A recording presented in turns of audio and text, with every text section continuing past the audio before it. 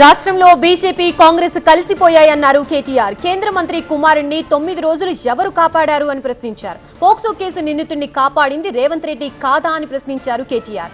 Revanth RR tax వసూలు చేస్తున్నారని మోదీ మాట్లాడారని తెలిపారు. రేవంత్ రెడ్డి అవినీతిపై కేంద్రం ఎందుకు చర్యలు తీసుకోవడం లేదని కేటీఆర్ అన్నారు.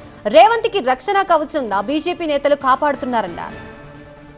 బీజేపీ ఆల్రెడీ ఇక్కడ కాంగ్రెస్తో కలిసి ఉంది కదా, కొత్తగా మాతో కలిసేదే ఉంది. చూడండి, ఇక్కడ నడుస్తుంది జోడీ ప్రభుత్వం కదా. చూడండి, మొన్న కేంద్ర మంత్రి గారి కుమారుడు పాక్సో నిందితుడిగా ఉంటే 9 రోజులు ఎవరు కాపాడారండి ఆయనని? రేవంత్ రెడ్డి కాదా? రేవంత్ రెడ్డి ప్రభుత్వం కాదా?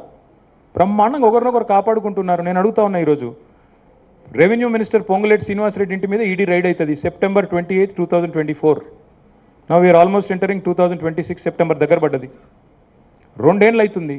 ఎందుకు యాక్షన్ తీసుకోరు? ఈడీ ఈ రోజు వరకు కనీసం ప్రెస్ నోట్ కూడా ఇవ్వలే బయటికి.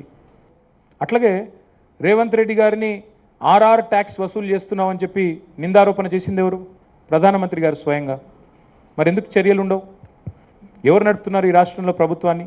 ముమ్మాటికి ఈ రాష్ట్రంలో రేవంత్ రెడ్డిని కాపాడుతున్నది, రేవంత్ రెడ్డిని రక్షిస్తున్నది. ఇక్కడ యంగ్ ఇండియా స్కూల్స్లో స్టేట్ గవర్నమెంట్లో బీజేపీ ఎంపీ విశ్వేశ్వర్ రెడ్డి కాంట్రాక్ట్లు వస్తాయి. ఇక్కడ ఫ్యూచర్ సిటీలో బీజేపీ ఎంపీ సీఎం రమేష్ కాంట్రాక్ట్లు వస్తాయి. మంచి ఫెవికాల్ బంధం ఇద్దరిది. కాబట్టి కొత్తగా మాతో కలిసేది ఎక్కడిది, ఇంకోరితో కలిసే ఎక్కడిది?